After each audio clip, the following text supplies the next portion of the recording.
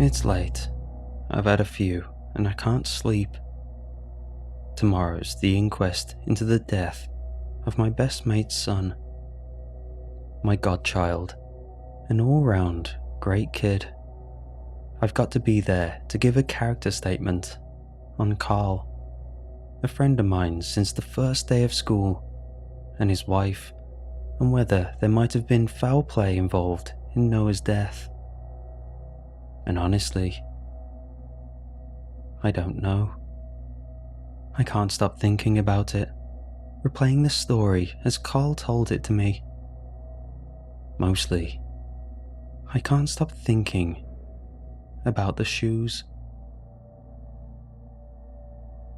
Everything I know secondhand from Carl. So, I'll tell you what he told me, and maybe you could let me know what you make of it, because I just don't know. Carl was a guy I'd have trusted with my life. Last year, he bought a new house with his wife, Suze. It was never in a million years the kind of house I'd imagined Carl buying. An old tumble-down little thing with a thatch roof in the ass end of nowhere, Devon.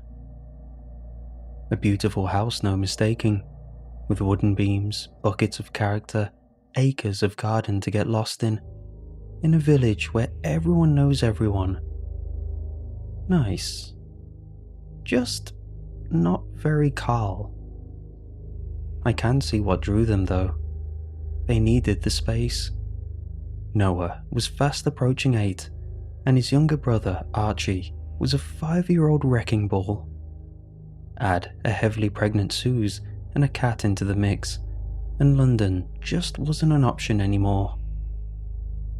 I went to visit in their first week after moving. Everywhere was still a mess of boxes, but you could see how happy they all were about the potential for the place. It wasn't without its drawbacks. The floorboards were uneven and groaned under the slightest pressure. The layout was maze-like, and sometimes it felt like there was no knowing where a corridor was leading you before you'd somehow been turned back on yourself.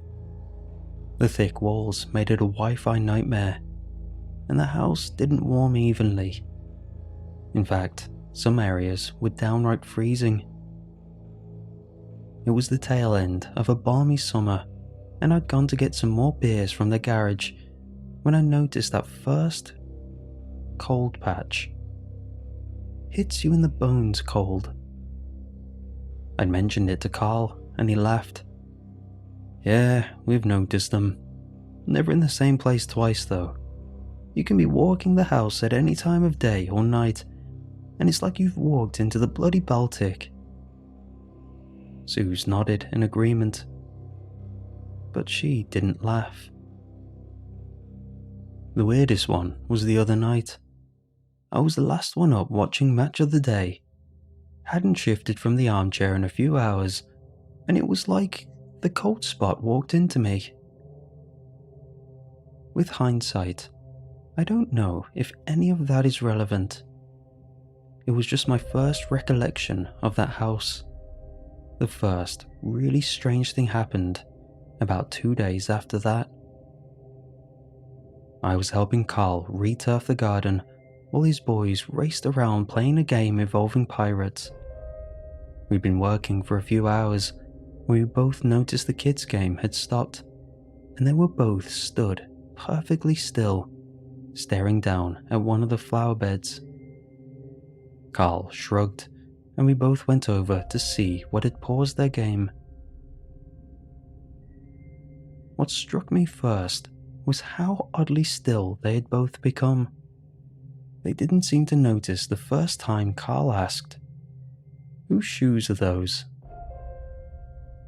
Noah still had the trowel in his hand. The two of them had been digging in the flower bed, and now, in front of us, was a hole that was nearly 3 feet wide and 1 deep, and filled with shoes. Carl stooped down to pick one up. "This isn't yours, is it?" he asked Noah, brandishing an old black leather shoe with an enormous buckle Noah shook his head. Of course it wasn't his shoe. It was perhaps the right size for an 8-year-old's foot, but it was far too old to belong to any of them. Carl lifted out another one, shaking the earth that filled it.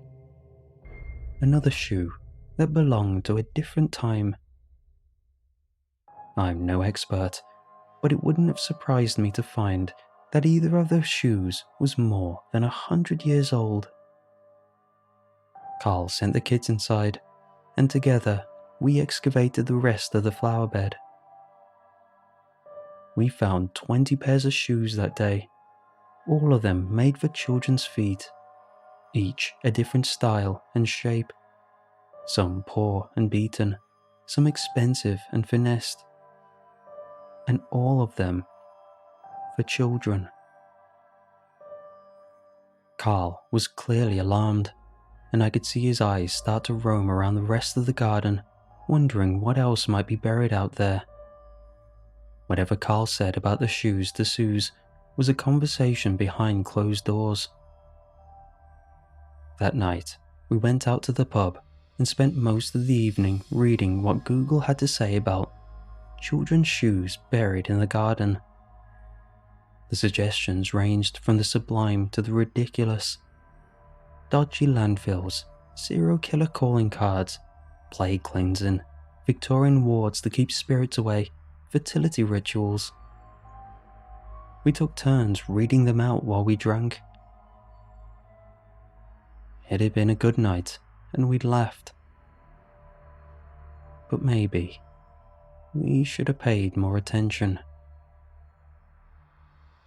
After that, the shoes were kept inside. They made a little display of them, tasseled together on old bits of rope around the fireplace. Suze thought they were quirky. In the months that followed, there were other strange things that Carl would text me about. He said he'd got up around 4 a.m. one night, needing the toilet, and smelt smoke on the way back to the room. He did a once-over of the house and had become convinced that the smell was coming from a freestanding pot plant in the kitchen. It was a little shrub that they'd had for longer than they'd had Noah. After a lot of sniffing, Carl said there was no question it was coming from the plant, and when he pulled it out of the pot, saw that the entire root system was ablaze. Like the soil was full of fluorescent worms. Neither of them had any idea what could have happened, but were relieved they caught it in time, given how flammable all the old timber and thatching was. A week or so later, they found the wasp nest. Suze was cleaning the lounge, trying to sponge out a mark on the wall, when she heard the buzzing. The spot she was sponging gave way completely, revealing a throbbing wasp's nest. Carl sent me a voice message. Maddest thing, man. Don't know if you've ever seen a wasp nest. They're a bit like beavers apparently, in that they'll carry back all sorts of material to make it. But the nest was bright red and pulsing. Suze thought she found like some kind of organs pulsating in the walls at first, and wouldn't stop screaming that the house was alive. It's messed up. All good though.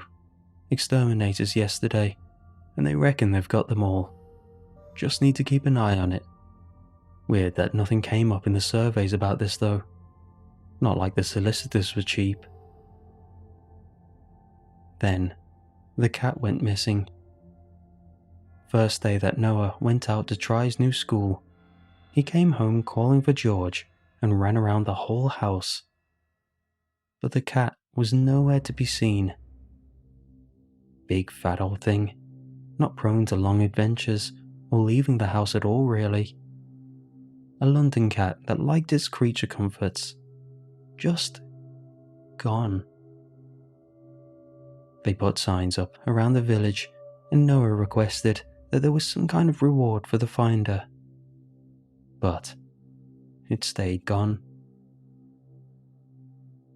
On Halloween, Carl and Suze took the kids trick-or-treating around the village. they were starting to really settle into the village life and getting involved in things that they had never done in London. They come home, swag bags bulging with little chocolates, to find a cat sat on the doorstep outside their house. Not George. Nothing like George. This cat was sleek, lithe, and mean-looking, as Suze put it.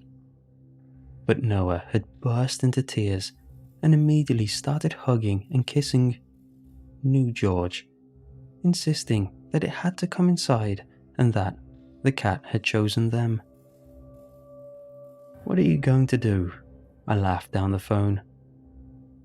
I never had kids of my own, and with the state of my love life, it's doubtful I ever will. "Well, Dan, man, I don't know. Obviously, that is someone's cat, isn't it? We can't just have it. I tried to explain this to Noah, and he said that the person can have the cat back when they come for it, and that was a week ago now. I'm just worried no one will come, and we'll be stuck with this new cat who really is a bit of an asshole." We'd laughed, and that was the last time I heard Carl laugh. Maybe we'll never hear Carl laugh, because the next strange thing that happened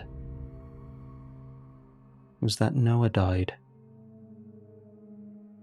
Carl said that he'd been sleeping when it happened, but Suze woke him in a blind panic, not knowing exactly what was wrong, but that something had happened. They went to Noah's room first and saw that he was sound asleep in bed, and then went downstairs because they heard a bang. The door to the garden was wide open, and the strange black cat was prowling around near the flower beds. Carl said they never noticed this at the time, probably not until a few days later, but all the shoes around the fireplace were gone. All of Noah's shoes were missing as well. Then they heard a little giggle coming from upstairs, and ran back up to find little Archie sat in the toilet with his trousers around his ankles. "What are you doing, Arch?" Suze had asked. Apparently, happy little Archie pointed down the hallway behind them and said that he wanted to join the daisy line because it looked fun. Neither Carl or Suze understood what this meant. All the kids were arm in arm like a daisy chain, and they went dancing down the corridor. They went in and out of all the rooms, and I missed it because I was in here, and I was laughing because they went into Noah's room and out he came. He got to join the daisy line. Didn't look like he was having fun though. Carl told me that this was when his heart really started to race. He said that a coal patch had settled over them, over the whole corridor. Maybe it was because the leader was so mean. He had such a mean face, even though the dance was fun. He made sure that all the children kept dancing and dancing and dancing, and if they stopped, he whacked their little toes with a sharp stick. Out of all the questions that Carl had wanted to ask, what children, what leader, what on earth are you talking about? All he actually said was, "Noah," before sprinting off down the corridor back to his first child's room. "Maybe we can catch up with all of them in the garden," was the last thing Suze remembers Archie saying from the toilet. Carl tore into Noah's room, and the boy was still lying in bed, just as they'd seen him the first time they checked. But this time, Carl went right to his bedside.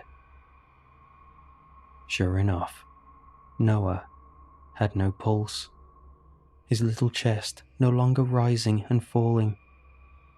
A cold patch had settled into the room, and his cold little body, cot death or infant death is what people keep calling it. Noah was really too old for that. But according to the doctors, sometimes these things happen. According to the doctors, this can also be exacerbated by neglect abuse or trauma from the care providers. So tomorrow is Carl's inquest to see if either him or Suze had a hand in this. And I don't know. They both tell anyone who will listen these stories, these strange happenings in the house, and what Archie had said about the dancing children that night. And everyone smiles and nods at these poor, broken parents and wonders exactly what I'm feeling right now. Was there something else going on? And around this whole mess, I'm trying to help organize Noah's funeral. Sue said that if I looked up in the attic, I'd find his little black suit that they bought him for a wedding a while back, and a little box with some smart black shoes. I found the suit, but the box was empty. And the most messed up thing is I think I know exactly where those shoes are, and I can't bring myself to look.